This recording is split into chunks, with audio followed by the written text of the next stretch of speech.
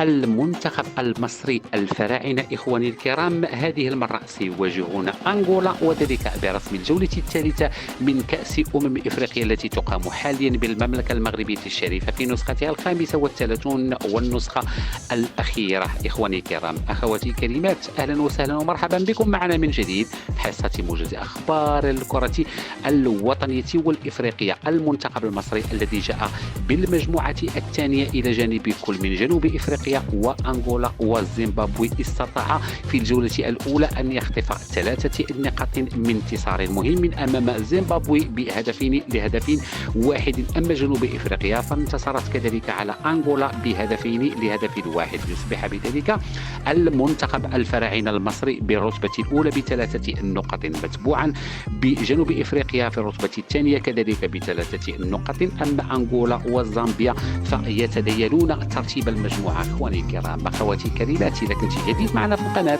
ما تنساش تضغط على زر الاشتراك وخلوا لنا لايكاتكم وكذلك تعليقاتكم المحفزه لقناتنا الجديده والمتواضعه. وبسرعه نعود الى الموضوع.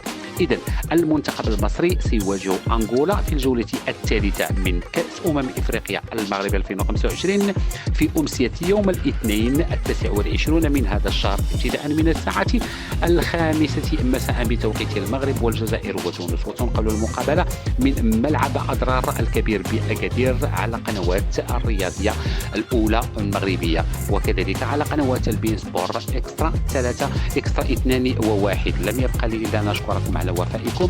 إلى اللقاء.